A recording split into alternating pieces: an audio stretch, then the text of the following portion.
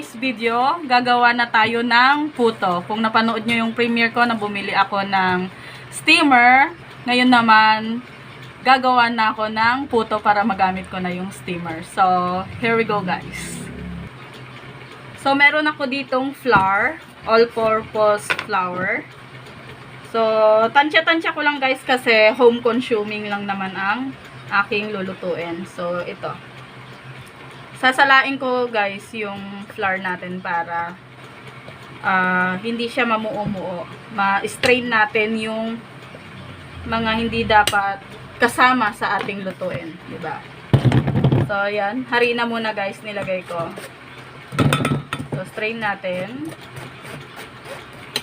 Ito yan, ito. Ups. Yan. Strain ko muna yan.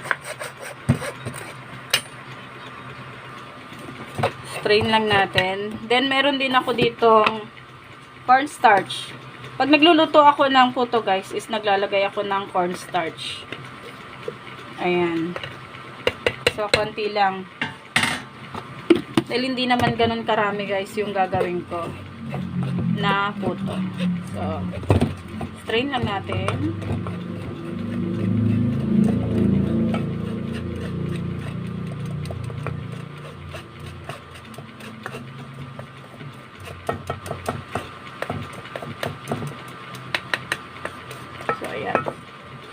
Okay na. So, ang kalat. Diba? Kalat.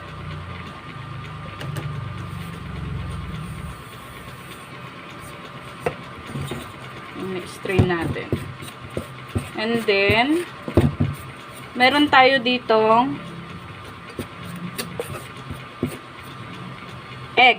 Maglalagay ako ng egg, guys. So, ayan. Pero sa susunod guys, kung maramihan ng gagawin nyo, huwag nyong ididiretso yung egg sa mixture nyo kasi baka mamaya meron kayong bulok na mabili na itlog. So ako naman sinilip ko muna. So okay naman siya. So far, so good. Yan, lalagyan ko na ng tubig. Tatansyahin ko muna yung tubig guys kasi lalagyan ko pa siya ng evaporated milk.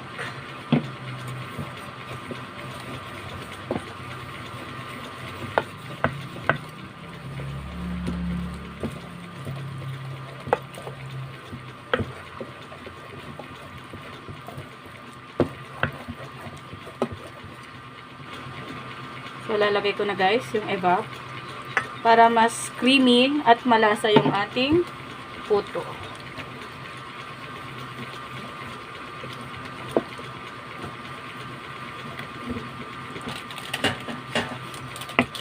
Then, meron ako dito guys na baking powder, Calumet, ang brand. So, maglalagay lang din tayo. Pampaalsa. So, mix. Ano ko na to guys, gamay ko na yung pagluluto ng puto, kaya tansya-tansya na lang.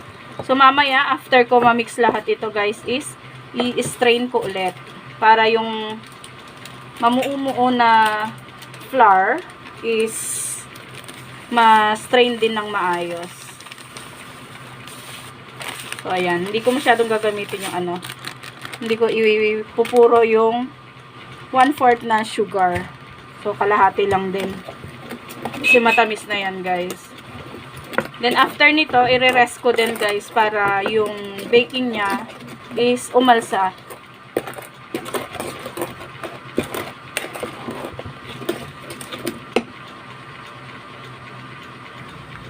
So, i-strain na natin, guys, yung ating mixture kanina. Na i-rest na rin natin.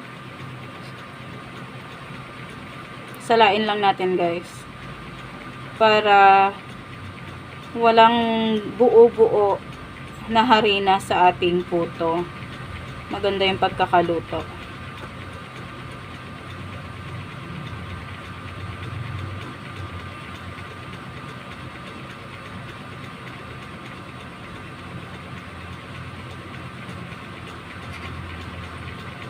Katulad yan guys, may mga buo-buo siya na harina. So, hindi yan masasama sa ating puto.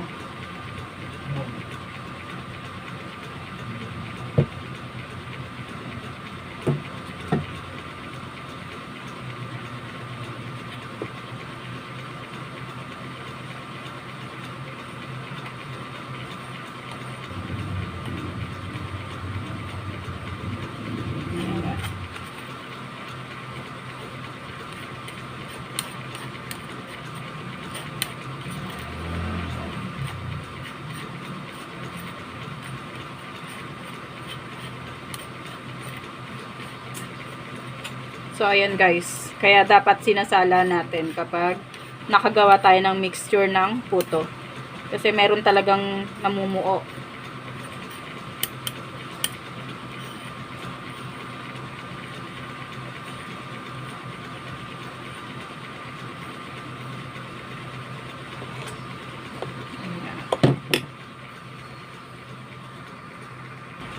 So, bago nyo siya ilagay guys sa molder, yung molder nyo ng puto is lagyan nyo ng butter or ng mantika para hindi dumikit yung mixture sa molder. Hindi kayo mahirapan magtanggal. So, ayan guys, nalagyan ko na lahat ng butter itong aking molder. So, maglalagay na ako ng mixture.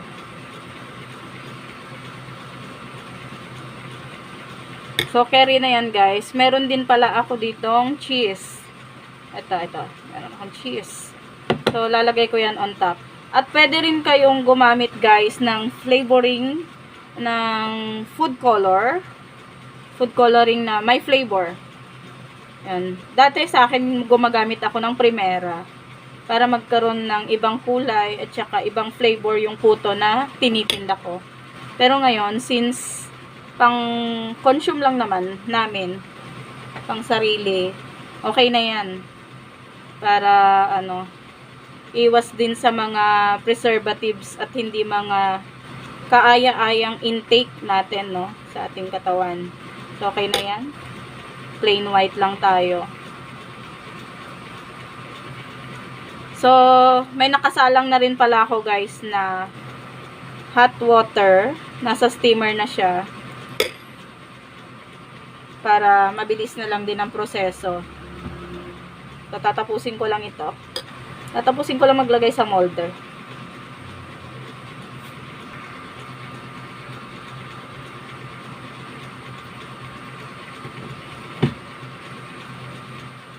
So, ayan na guys. Tapos na. Ilalagay ko na siya sa steamer. So, ayan na. Nakasalang na. Hayaan na lang natin siya guys for 8 minutes dahil maliliit lang naman. Pwede na siya for 8 minutes.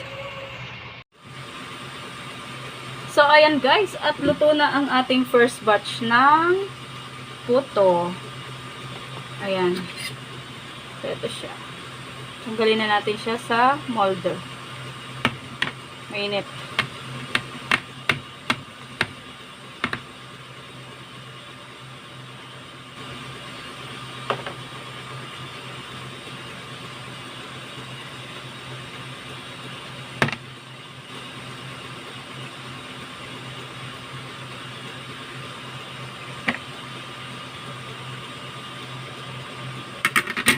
Ito siya guys, oh.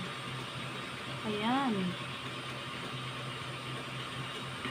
Tanggalin na natin siya sa molder para makagawa tayo ng second batch.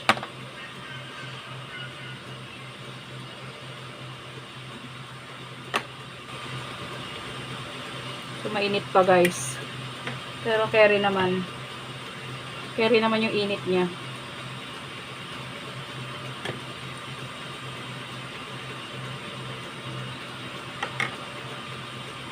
Mabilis lang siya maluto guys kasi maliit lang naman yung ating molder at konti lang yung mixture na mailalagay. Ayan.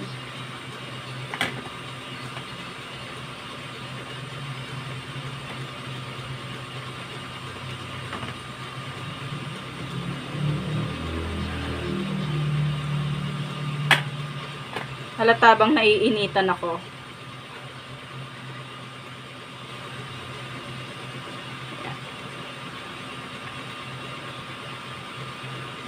Ating puto.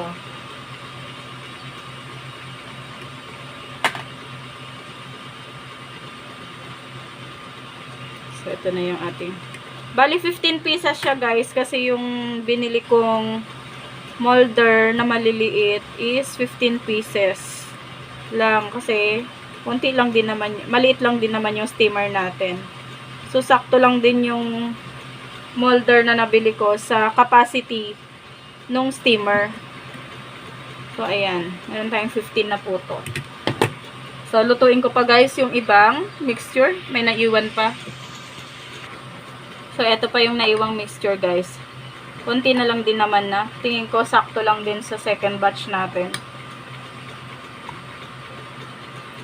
So, lagyan din natin ng cheese. Ang ating second batch. Yan, mas masarap ang puto kapag may cheese on top.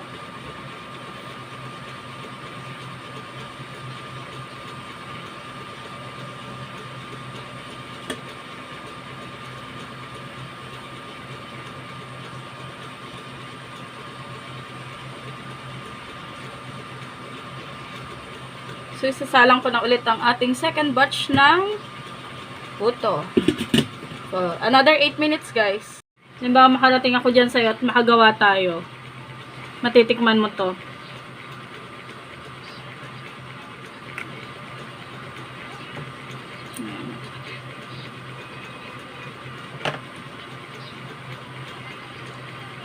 So, yung first batch, guys, nangalahati na halos.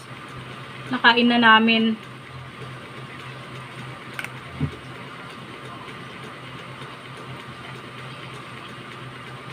Ayan.